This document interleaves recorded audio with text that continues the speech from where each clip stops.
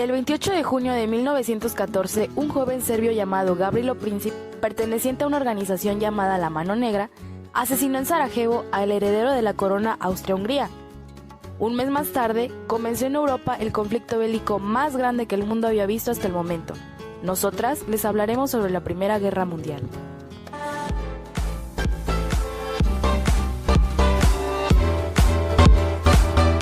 Antes de entrar a fondo con la Gran Guerra, empecemos por aclarar quiénes se enfrentaron, pues sabemos que este atentado no terminó en un conflicto entre solo Austria-Hungría y Serbia, sino que desencadenó una gran guerra masiva. En 1914 se activó un sistema de alianza que dividía a las grandes potencias de la época en dos, la Triple Alianza y la Triple Entente.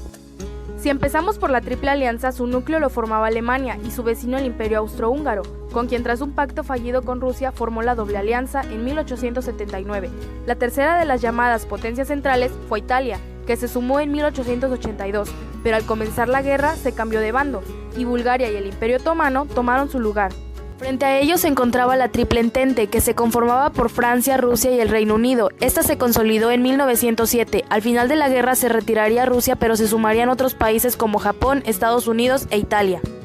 Ahora, si pensamos en quiénes lucharon y cuál fue el detonante, nos preguntamos cómo un hecho tan puntual llevó a una guerra de semejante escala.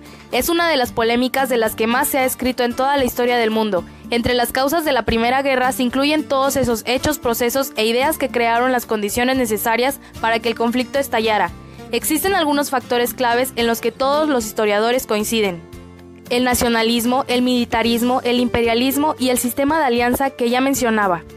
La guerra fue propiciada por la inestabilidad internacional que provocaba la constante competencia entre las potencias por mantener o aumentar su poder. El desarrollo del nacionalismo fomentó esa competencia y generó un patriotismo exagerado.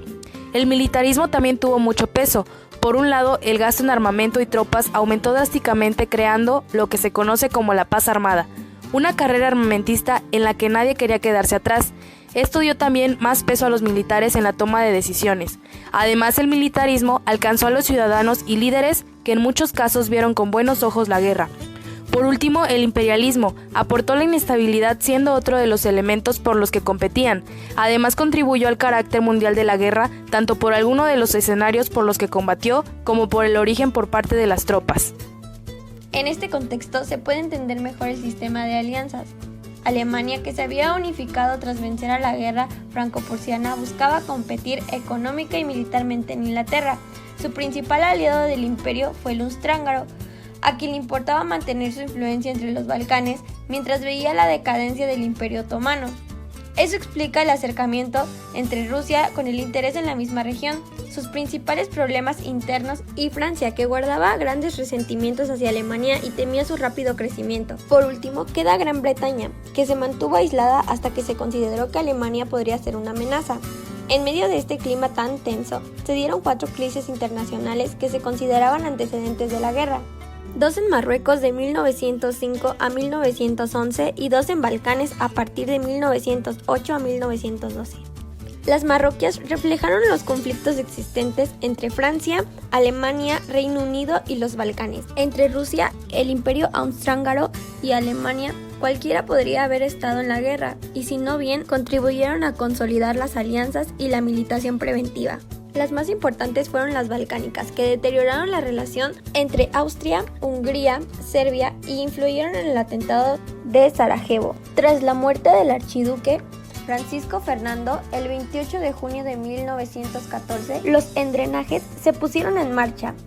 El 23 de julio, del Imperio Austrohúngaro envió un ultimátum a Serbia declarándole la guerra en 5 días.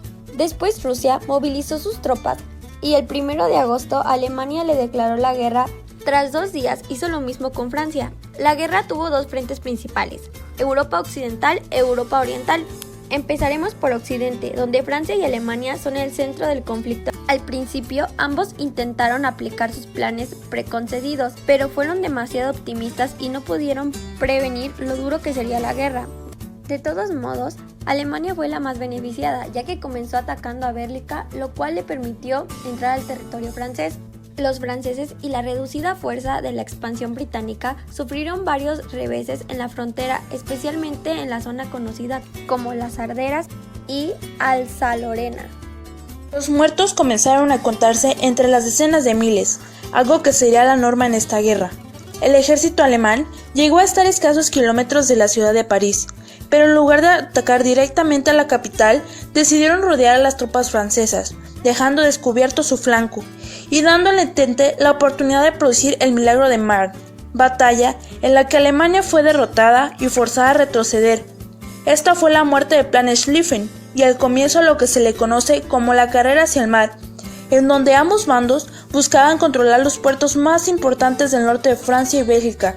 La naturaleza de la guerra cambió en este momento y en paralelos se comenzaron a delimitar extensísimas líneas de trincheras, zanjas cavadas en la tierra, en donde se resguardaban los soldados y desde donde peleaban entre sí. El frente quedó prácticamente estancado. Gracias a esto, durante 1915, los alemanes se dedicaron principalmente a fortalecer sus fortificaciones, mientras la Triple Entente intentaba quebrarlas, pero la defensa y el armamento alemán resultaron ser ampliamente superiores. De todos modos, si bien las fronteras prácticamente no cambiaban en las múltiples ofensivas, se perdían miles de vidas en ambos bandos, propiciando por los nuevos armamentos como el gas de cloro, introducido para Alemania. Esta fue una de las formas más terribles que debieron sufrir los combatientes. Ya en 1916, el frente occidental vivió dos de las batallas más conocidas de la guerra, la batalla de Verdún y la batalla del Somme. En la primera se enfrentó Alemania y Francia. La estrategia era desangrar al ejército francés, forzándolo a recuperar constantemente Verdún, un territorio muy especial para los franceses. Francia terminó venciendo, pero la batalla se extendió de febrero a diciembre y provocó cientos de miles de bajas para ambos bandos. En la batalla de Somme, en cambio, lucharon principalmente Alemania y Gran Bretaña, con un resultado parecido, si bien no hubo un ganador contundente, y su costo humano fue que también altísimo, especialmente para los británicos. Tras esto, Alemania cambiaría su estrategia. Al frente oriental se desarrolló un paralelo para este momento de quiebre contrario de estancamiento. En Occidente, este fue muy cambiante y a pesar de que el conflicto comenzó por un incidente entre Austria-Hungría y Serbia, las acciones de Rusia y Alemania fueron las que marcaron el ritmo. El primer objetivo del imperio austrohúngaro fue Serbia, la acusada por el atentado. Rusia, en cambio, tenía dos enemigos en la Triple Alianza. Por un lado combatía a Alemania en el norte y Austria-Hungría en el sur. En el norte, Rusia comenzó triunfando, pero luego empezó a sufrir importantes derrotas como en la batalla de Táremberg. Pero en el extremo oriente, mientras tanto, el imperio de Japón atacaba a las colonias alemanas. Pero el problema de Alemania era que para 1915 Austria-Hungría ya estaba al borde del colapso. No solo había fracasado contra Serbia y era superada por Rusia, sino que Italia la había traicionado y se había sumado al bando del Entente, por la promesa inglesa de obtener nuevos territorios. Por eso Alemania debió salir al rescate emprendiendo una ofensiva. Se sumó a la alianza para asistir a la ofensiva en ese momento. Ese mismo año, el Imperio Otomano, que es el que se había sumado a la Triple Alianza el año anterior, principalmente por su conflicto con Rusia, consiguió también victorias como la batalla de Gallipoli, de modo que la situación no fue favorable para los aliados en Oriente. 1916, sin embargo, fue diferente. La ofensiva Brasilau, una gigantesca campaña rusa, fue un éxito importante, pero para principios de 1917, la pérdida de vidas y la crisis de abastecimiento tenían tanto al imperio austrohúngaro como al ruso en condiciones críticas. Así llegamos al año 1917, punto de quiebra de la guerra, tanto del oriente como del occidente. La Entente perdería un importante aliado, pero ganaría uno más determinante. Tenemos que hablar de la Revolución Rusa, que comenzó el mismo 17 y que trajo el fin del gobierno del zar Nicolás II. La dura situación impuesta por la guerra contribuyó al estallido de las revueltas y del nuevo gobierno de Kerensky. Decidió continuar luchando al principio. Nuevas derrotas frente a Alemania, deserciones masivas y la revolución bolchevique de Vladimir Lenin pusieron el punto final. Rusia firmó entonces un armisticio en diciembre. Mientras tanto, en el occidente, el cambio de estrategia de Alemania resultó ser contraproducente. Facilitaría la entrada de Estados Unidos a la guerra. Al haber entrado de frente con Francia, los alemanes volvieron a recurrir a la guerra submarina sin restricciones como lo habrían hecho antes. Esto significaba permitir a los submarinos atacar cualquier barco que navegara en la zona de guerra. El objetivo principal era asfixiar los suministros británicos, forzando a la Entente a firmar la paz. Para el principal proveedor de Gran Bretaña era Estados Unidos, y Alemania sabía que el hundimiento de sus barcos arrastraría a los norteamericanos a la guerra, pero esperaba conseguir la rendición de los aliados antes de que se movilizaran y llegaran al continente. Al principio las cosas iban de acuerdo al plan, pero en abril de 1917, el hundimiento de barcos norteamericanos, el presidente de Norteamérica Woodrow Wilson llevó al Congreso la declaración de guerra. Durante el resto del año, Alemania buscó defender sus posiciones terrestres, mientras que esperaba que la guerra submarina asfixiara a las bases británicas, pero para 1918 tomaron conciencia de que el gasto era muy alto y que no podían sostener la guerra durante mucho tiempo más.